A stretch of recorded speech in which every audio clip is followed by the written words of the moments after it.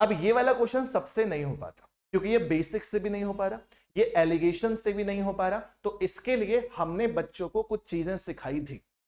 किसी ने अगर हमसे पेड बैच में पढ़ा था तो उन्होंने बहुत अच्छे से सीखा है ये चीज। क्या इसका शॉर्टकट होता है, मैं तुम्हें अच्छे से सिखाने की कोशिश कर। ए और बी 30% वार्षिक, 12.5% वार्षिक, और यहां पे 2 वर्ष की ब्याज दी।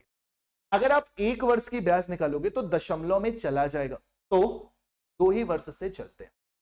30% साधारण ब्याज 1 साल में, तो 2 साल में 60%, 12.5% 1 साल में, तो 2 साल में 25%, और 2 साल में ब्याज कितना मिल गया 7675। ठीक, आपको मैंने सिखाया है कि जिसकी भी वैल्यू आपको निकालनी है उसको बदल दो, दूसरे के बराबर कर दो।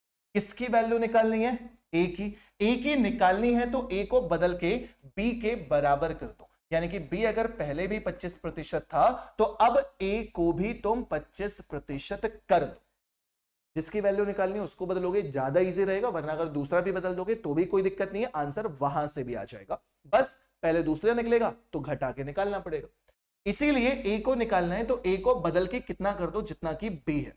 तो पहली पे भी 25%, दूसरे में भी 25%, यानी कि कुल मिलाकर 25%, कुल मिला के 25%, तो इसका 25% निकालना है।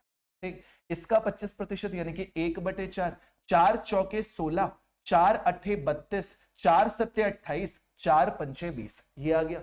अगर पहले भाग में 25% है, दूसरे भाग में 25% है, तो कुल मिला के 25% होगा कि नहीं होगा। बस अब आप देखो कि ए में कितने प्रतिशत का बदलाव आ गया है, तो जवाब होगा 35%।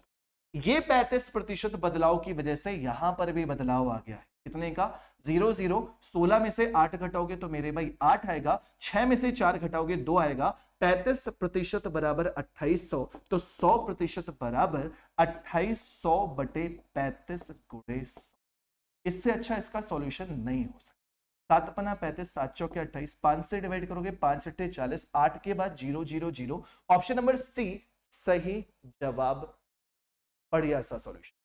ठीक, बढ़िया दीक्षा, हिटमैन, आमिल। हाँ, नेक्स्ट क्वेश्चन बच्चे।